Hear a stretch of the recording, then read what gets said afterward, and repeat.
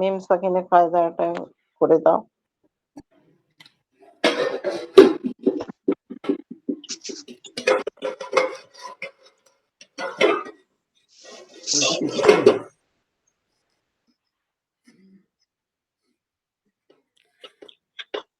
স্ক্রিনে দেখা যাচ্ছে না তো। ও আচ্ছা,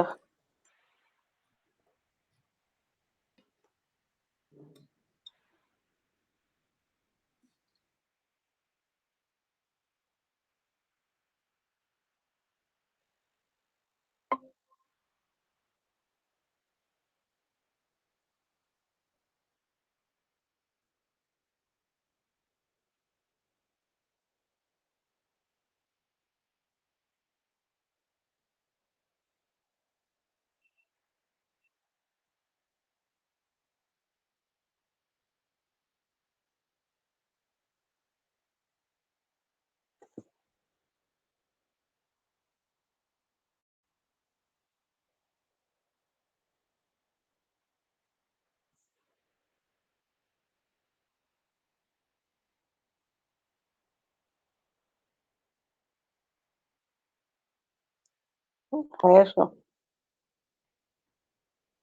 হ্যাঁ জি খালামা, দেখা যাচ্ছে।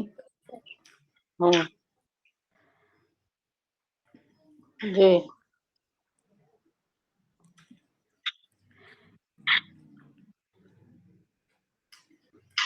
জুম করা হয়েছে যে পুরোটা আসছে না, সাইডে কেটে কেটে গিয়েছে একটু। হ্যাঁ ঠিক আছে এবার। তো শুরু করছি তাহলে। জি। أعوذ بالله من الشيطان الرجيم بسم الله الرحمن الرحيم তাকতি নম্বর 22 মিম সাকিনের কায়দা। মিম সাকিনের 3টি কায়দা। আমার দেখা যাচ্ছে না আসলে।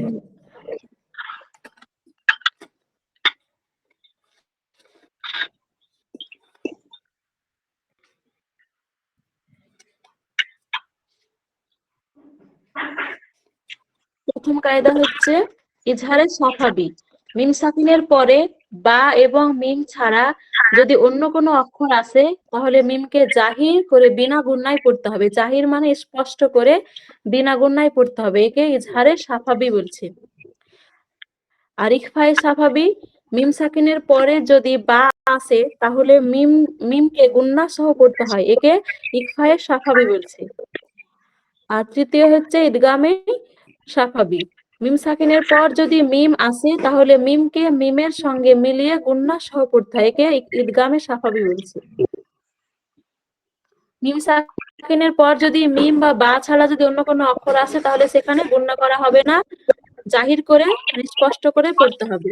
আর মিম একে বলছে ইজহারে সাফাবি। আর মিম সাকিনের পর যদি বা আসে তাহলে সেখানে গুণনা করে পড়তে হবে, একে বলছে ইকফায়ে সাফাবি। আর মিম সাকিনের পর যদি মিম আসে তাহলে মিমকে মিমের সঙ্গে মিলিয়ে গুণনা সহ পড়তে হবে, একে বলছে ইদগামে সাফাবি। নিচে প্রত্যেকটির উদাহরণ দেওয়া আছে। যেমন প্রথমে হচ্ছে ইজহারে সাফাবি। হুম ফিহা, হা মিম পেশ হুম, ফা ইয়া জের ফি, হুম ফি। এখানে মিম সাকিনের পর ফা এসেছে, তাই এখানে ইজরাতে আছে যে মিম সাকিনের পর যদি বা মিম ছাড়া অন্য কোনো অক্ষর আসে তাহলে সেখানে জাহির করে বিনা গুণনায় পড়তে হবে। হুম ফা ইয়া জের ফি, ইয়া সাকিন ডান দিকে জের, ইয়া মাদ্দাকে এক আলিফ পরিমাণ টেনে পড়া। ফা ইয়া জের ফি, হুম ফি। হা আলিফ জবর হা, আলিফ খালি ডান দিকে জবর, আলিফ মাদ্দাকে এক আলিফ পরিমাণ টেনে পড়া। হা আলিফ জবর হা, হুম ফিহা। লাকুম দীনুকুম, লাম জবর লা, কাফ মিম পেশকুম, লাকুম। দাল ইয়া জের দি, লাকুম দি। মিম সাকিনের পরে মিম বা বা ছাড়া অন্য কোনো অক্ষর যেমন দাল এসেছে, তাই এখানে মিম সাকিনকে জাহির করে বিনা গুণনায় পড়তে হবে। একে ইজহারে সাহাবী বলে।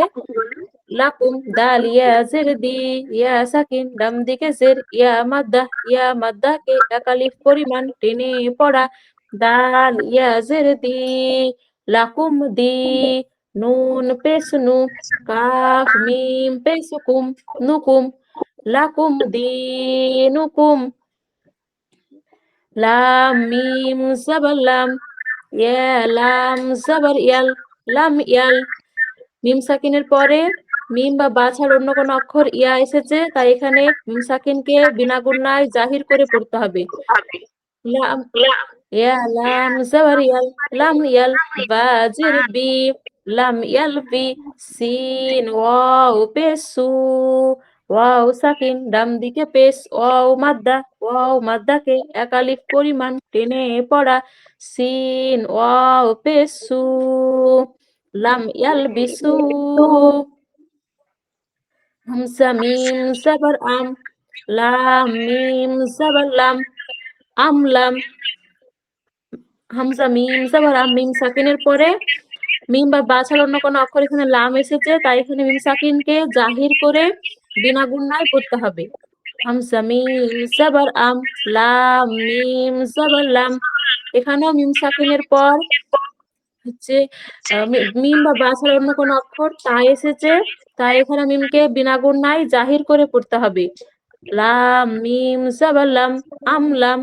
তা নুন পেশ তুন, জাল র জের জির। এখানে তা নুন পেশ তুন, নুন সাকিনের পর এখানে হচ্ছে জাল এসেছে। জাল হচ্ছে ইকফায়ের অক্ষর। ইকফার 15টা অক্ষরের মধ্যে জাল এসেছে, তাই নুন সাকিনকে একালি পরিমাণ গুণনা করে পড়তে হবে। আমলাম তুম, জাল র জের জির। র সাকিনের পূর্বে জের এসেছে, তাই এখানে রকে বারিক করে পড়তে হবে। আমলাম তুনজির, হা মিম পেশ হুম, আমলাম তুনজিরহুম, লাহুম আজরুন, লাম সাবালা, হা মিম পেশ হুম, লাহুম। হামজা জিম জাবার আজ। এখানে মিম সাকিনের পরে মিম বা বা ছাড়া অন্য কোনো অক্ষর যেমন আলিফ এসেছে, তাই এখানে মিম সাকিনকে জাহির করে বিনা গুণনায় পড়তে হবে। লাহুম। হামজা জিম জাবার আজ, জিমের ওপর সুকুন, তাই জিম সাকিনকে এখানে কলকলা করে পড়তে হবে। কলকলা 5টা অক্ষর যেমন কফ, ত, বা, জিম, দাল। তো জিম এখানে কলকলা, কলকলা মানে হচ্ছে প্রতিধ্বনি। এখানে এমন ভাবে পড়তে হবে যেন মাখরাজে ধাক্কা লেগে আলাদা হয়ে যায়। হামজা জিম জাবার আজ, লাহুম আজ, রাদু ফিসরুন, লাহুম আজরুন। এবার হচ্ছে ইকফায়ে সাফাবি। ইকফায়ে সাফাবি কেমন করে পড়তে হবে, যেমন নিচে দেওয়া আছে যে ইন্না রাব্বাহুম বিহিম। হামজা নুন জের ইন, নুন জাবার না, ইন্না। নুনের ওপর তাসদিদ, তাই নুনকে মুসাদ্দাদ বলা হচ্ছে এখানে। এখানে ওয়াজিব গুন্না একালি পরিমাণ গুন্না করে পড়তে হবে। ইন্না, র বা জাবার রব, বা জাবার বা, রব্বা। র এর উপর জবর, এখানেও র হচ্ছে পারে পুর হবে। রব্বা, হা মিম পেসুহুম, ইন্না রব্বাহুম। মিম সাকিনের পরে বা এসেছে, তাই মিম সাকিনের পর যদি বা আসে তাহলে সেখানে একালি পরিমাণ গুণনা করে পড়তে হবে। একে ইকফায়ে সাফাবি বলা হয়। ইন্না রব্বাহুম, বা জের বি, হা মিম জের হিম, বিহিম। ইন্না রাব্বাহুম বিহিম, তারমিহিম বিহিজারাতিন। তা র জবর তার, র সাকিনের পূর্বে জবর আছে, তাই র এখানে রকে পুর করে পড়তে হবে।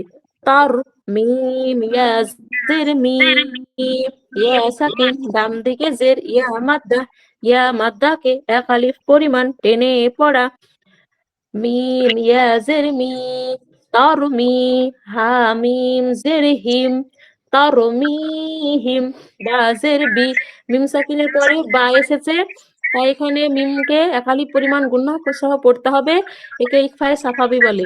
তারমিহিম বিহাযিহি বিহি, হ্যাঁ এর নিচে জেরকে তাড়াতাড়ি পড়া, মুটি না টানা, মারুফ পড়া, মাঝুল আওয়াজ থেকে বাঁচা। হাযিহি বিহি, জিম আলিফ জাবার জা, আলিফ খালি, ডান দিকে জবর, আলিফ মাদ্দাকে এক আলিফ পরিমাণ টেনে পড়া, জিম আলিফ জাবার জা, বিহিজা, র জাবার র এর উপর জবর, তাই এখানে হচ্ছে এখানে হারাকাতের অক্ষর, আবার র এর উপর জবর থাকলে সেখানে পুর করে পড়তে হবে। র তা দু জির তিন, ترميهم بحجارة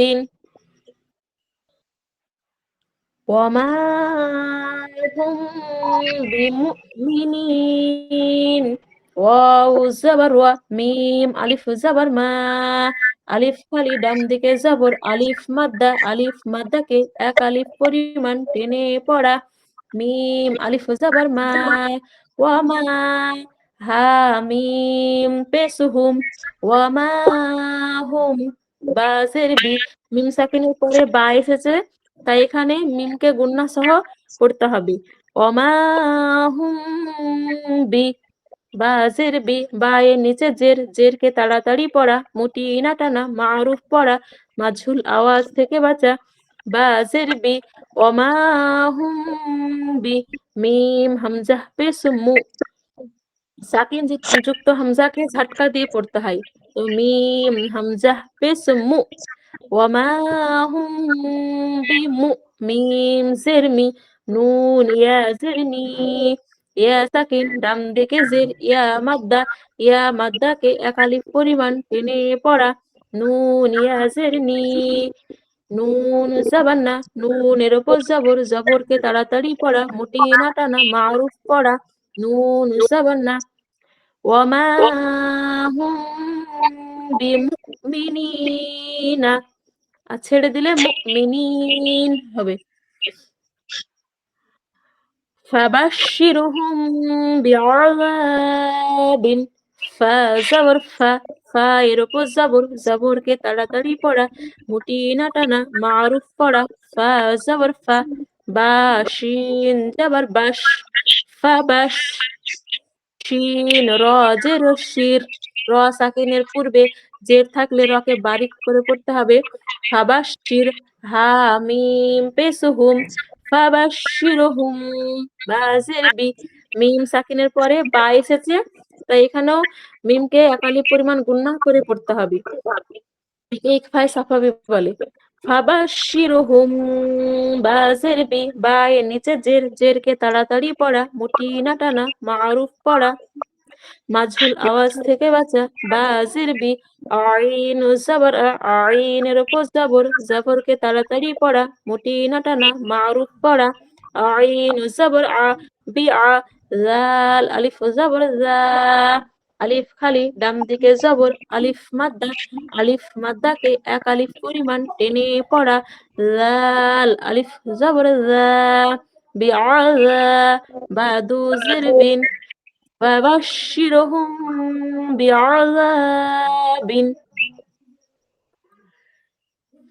এবার হচ্ছে ঈদগামে সাফাবি। ঈদগামে সাফাবি কেমন করে পড়তে হবে?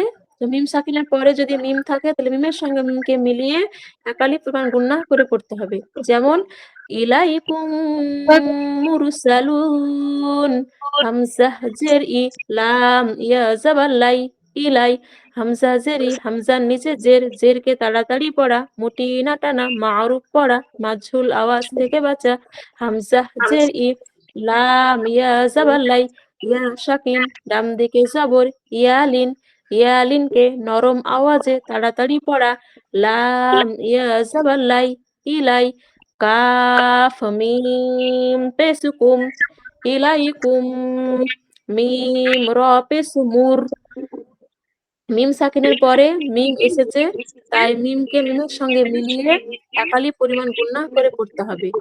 ইলাইকুম মুর, র সাকিনের পূর্বে পেশ আছে, তাই এখানেও রকে পুর করে পড়তে হবে। ইলাইকুম মুর সিন জাবাসা সিনের উপর জবর জবরকে তাড়াতাড়ি পড়া মুটি না টানা মারুফ পড়া সিন জাবাসা লাম ও পেসলু ওয়াও সাকিন ডান দিকে পেস ও মাদ্দা ও মাদ্দাকে এক আলিফ পরিমাণ টেনে পড়া লাম ও পেসলু নুন জাবান্না নুনের উপর জবর জবরকে তাড়াতাড়ি পড়া মুটি না টানা মারুফ পড়া নুন জাবান্না ইলাইকুম মুরসালুনা আর ছেড়ে দিলে ওয়াকফ করলে হবে ইলাইকুম মুরসালুন লাহুম মা ইয়াশাউন লাম জাবাল্লা লামের উপর জবর জবরকে তাড়াতাড়ি পড়া মুটি না টানা মারুফ পড়া লাম জাবাল্লা হা মিম পেশ হুম লাহুম মিম সাকিনের পরে যেহেতু মিম এসেছে তাই মিমকে মিমের সঙ্গে মিলিয়ে একাধিক পরিমাণ গুণনা করে পড়তে হবে লাহুম মিম আলিফ জবর মা আলিফ খালি ডান দিকে জবর আলিফ মাদ্দাকে এক আলিফ পরিমাণ টেনে পড়া মিম আলিফ জবর মা লাহুম মা ইয়া জবর ইয়ার উপর জবর জবরকে তাড়াতাড়ি পড়া মুটি না টানা মারুফ পড়া ইয়া জবর ইয়া শিন আলিফ মাদ জাবাশা ইয়াশা হামজা ওয়াও পেশ উ এটা হচ্ছে মাদ্দে মুত্তাসিল কেননা একই শব্দের ভিতরে হামজা এসেছে আলিফ মাদের পর হচ্ছে হামজা এসেছে তাই এটা হচ্ছে মাদ্দে মুত্তাসিল এখানে 4 আলিফ টান দিয়ে পড়তে হবে লাহুম মা ইয়াশা হামজা ওয়াও পেশ উ ওয়াও সাকিন ডান দিকে পেশ ওয়াও মাদ্দাকে এক আলিফ পরিমাণ টেনে পড়া হামজা ওয়াও পেশ উ লাহুম মা ইয়াশাউ নুন জাবান্না নুনের উপর জবর জবরকে তাড়াতাড়ি পড়া মুটি না টানা মারুফ পড়া নুন জাবান্না লাহুম মা ইয়াশাউন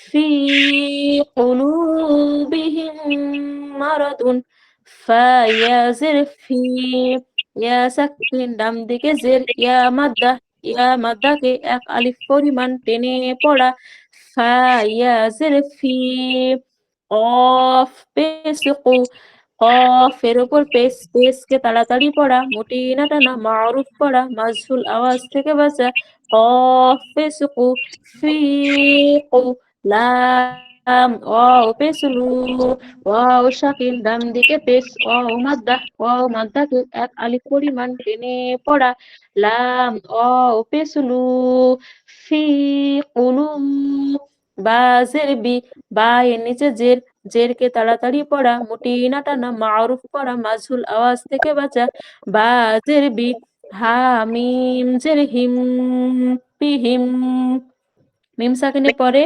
যেহেতু মিম এসেছে তাই এখানে মিমকে মিমের সঙ্গে মিলিয়ে একালি পরিমাণ গুণনা করে পড়তে হবে বিহিম মিম জবর মা মিমের উপর জবরকে তাড়াতাড়ি পড়া মুটি না টানা মারুফ পড়া মিম জবর মা র জবর র এর উপর জবরকে তাড়াতাড়ি পড়া মুটি না টানা মারুফ পড়া র জবর মারা দু পেশ দুন মারাদুন في قلوبهم مرض فهم معرضون فزبر ফায়ের উপর জবরকে তাড়াতাড়ি পড়া মুটি না টানা মারুফ পড়া জবর হা মিম পেশ হুম ফাহুম মিম সাকিনের পরে মিম এসেছে তার মিমকে মিমের সঙ্গে মিলিয়ে গুণনা করে পড়তে হবে ফাহুম মিম আইন পেশ মু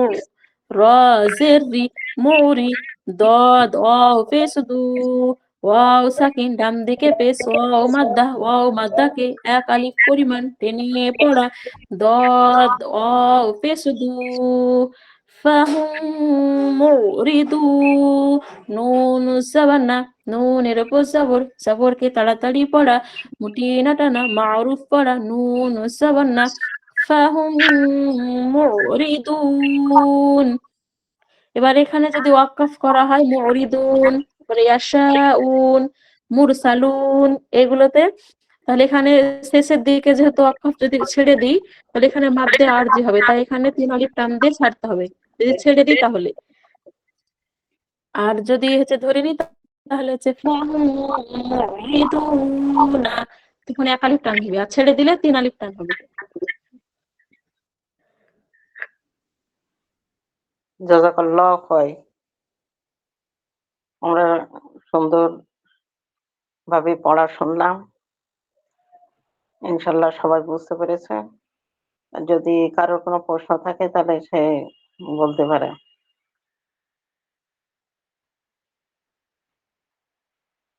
এই পাঠ নিয়ে কোনো প্রশ্ন আছে?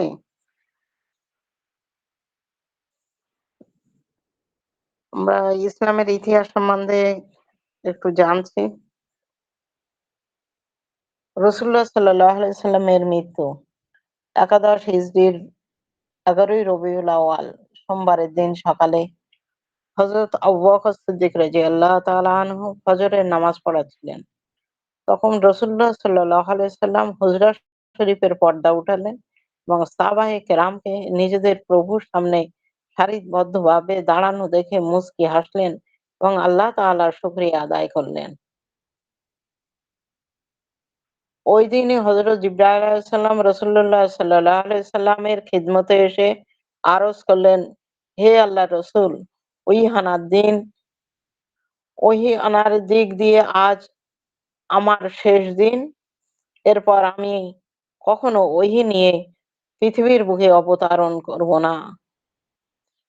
আজ আপনারও শেষ দিন, সুতরাং আমার সর্বশেষ সালাম গ্রহণ করুন। এটা কে বললেন? এটা জিবরাইল আলাইহিস সালাম বললেন রাসূলুল্লাহ সাল্লাল্লাহু আলাইহি সাল্লামের কাছে। সুতরাং নবী করিম সাল্লাল্লাহু আলাইহি সাল্লাম বললেন, আমার সামনে জীবন ও মৃত্যু উভয়টি উপস্থাপন করা হয়েছিল এবং আমি মৃত্যুকে গ্রহণ করেছি।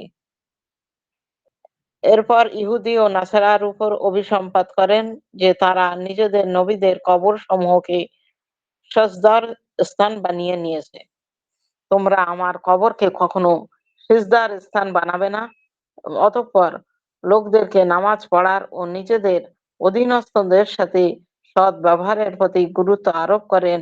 এরপর যত সময় অতিবাহিত হতে লাগলো, রাসূলুল্লাহ সাল্লাল্লাহু আলাইহি সাল্লামের রোগ ততই বাড়তে থাকলো।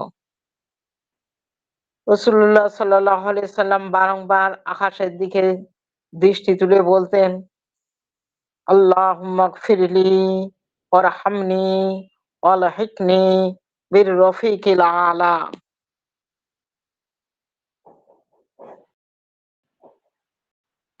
আল্লাহুম্মা গফিরলি, এটা সবাই মুখস্থ, আমি আগেও করিয়ে দিয়েছি। আবার আজ উচ্চারণ করছি, সবাই পড়ে নি এবং মুখস্থ করে নেব। মৃত্যুর আগে রাসূলুল্লাহ সাল্লাল্লাহু আলাইহি সাল্লাম বারংবার এটা বলেছিলেন, আল্লাহুম্মা গফিরলি ওয়ারহামনি ওয়ালহিকনি বির রফিকিল আলা। হে আল্লাহ, আমাকে ক্ষমা করুন, আমার উপরে দয়া করুন, আমাকে সর্বোত্তম বন্ধুর সাথে সাক্ষাতের সৌভাগ্য দান করুন।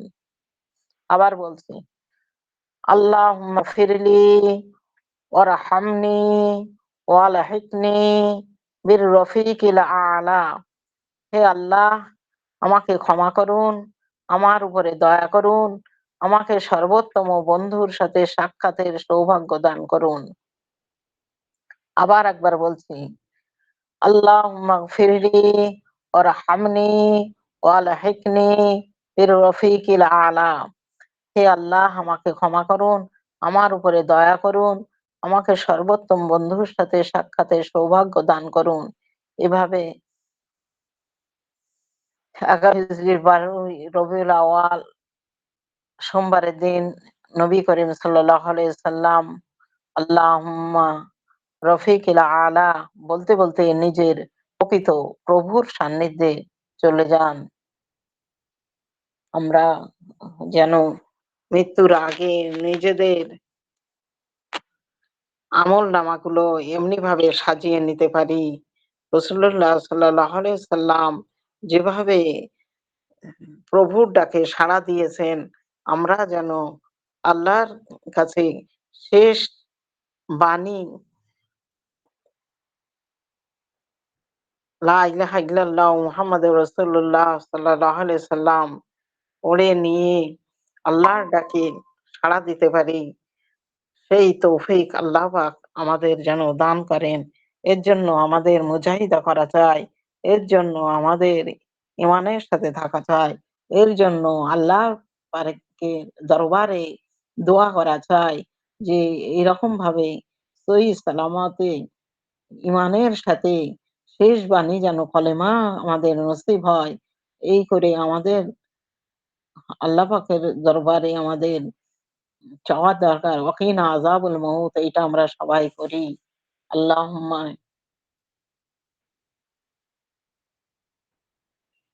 আল্লাহুম্মা ইন্নী আউযু বিকা আযাবুল কবর। আল্লাহুম্মা আযাবুল কবর, ওয়াকিনা আযাবুল কবর, ওয়াকিনা আযাবুল মাউত, ওয়াকিনা আযাবুল হাসর, ওয়াকিনা আযাব নাতি মাহইয়া ওয়াল মামাতি লিল্লাহি রাব্বিল আলামিন। ওয়াকিনা আযাবুল কবর, ওয়াকিনা আযাবুল মাউত, ওয়াকিনা আযাবুল কবর, ওয়াকিনা আযাবুল মিজান, ওয়াকিনা আযাবু জাহান্নাম, ওয়াকিনা আযাবু ফিতনাতি মাসিহিদ দাজ্জাল, ওয়াকিনা আযাবু মাহইয়া ওয়াল মামাতি লিল্লাহি রাব্বিল আলামিন। এগুলো আমাদের দোয়ার মাঝখানে আমরা যেন বলতে পারি এবং আল্লাহ পাকের কাছে শেষ বাণী লা ইলাহা ইল্লাল্লাহ মুহাম্মাদুর রাসূলুল্লাহ জারি হয় যেন, এর জন্য আমাদের প্রতিনিয়ত দোয়া করে যেতে হবে। আল্লাহ পাকের কাছে দুনিয়া আখিরাতে সমস্ত বিষয় চেয়ে নিতে হবে, মঙ্গল কামনা করতে হবে। আল্লাহ আমার সমস্ত মুসিবত থেকে হেফাজত করো আল্লাহ। দিন ও দুনিয়ায় কামিয়াবিপূর্ণ জীবন দান করো আল্লাহ। ঈমানের সাথে থাকার তৌফিক দান করো আল্লাহ। ঈমানের কোশিশ করার জন্য আল্লাহ আমাকে বানিয়ে নাও আল্লাহ। তোমার রাস্তায় আমাকে শামিল করে নাও আল্লাহ। তোমার প্রিয় হওয়ার জন্য রাসূলুল্লাহ সাল্লাল্লাহু আলাইহি সাল্লামের তরিকায় চলার তৌফিক দিও। এসবগুলো আমাদের দোয়ার মাঝখানে থাকা চাই। রব্বানা আতিনা ফিদ দুনিয়া হাসানাতাও ওয়া ফিল আখিরাতি হাসানাতাও ওয়া কিনা আযাবান নার। দুনিয়া আখিরাতে কামিয়াবিপূর্ণ জীবন দান করুন আল্লাহ। আর জাহান্নামের আযাব থেকে আমাদের রেহাই দিন। রব্বানা যালামনা আনফুসানা ইন লাম তাগফির লানা ওয়া তারহামনা লানাকুনান্না মিনাল খাসিরিন। আল্লাহ পাক রব্বুল আলামিন নিজের উপরে জুলুম করে ফেলেছি। আল্লাহ আমাকে ক্ষমা করো এবং খারাপি থেকে আমাকে রেহাই দাও আল্লাহ।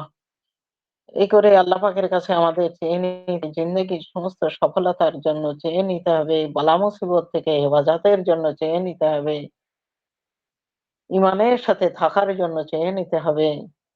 সবই আল্লাহ পাকের কাছে চাওয়া এবং কোশিশ করা এবং মুজাহিদা করা এবং ৫ ওয়াক্ত নামাজের সাথে সকাল বিকাল তসবিহ গুলো করা, জিকির গুলো করা, নফল ইবাদাত গুলো করা, দান সদকা করা, গীবত থেকে বেঁচে থাকা, হিংসা থেকে বেঁচে থাকা, বাজে বিষয়বস্তু পরিহার করে চলা, নামাজের যত্নবান হওয়া এগুলো সব মুমিনের গুণাবলীগুলো রপ্ত করা।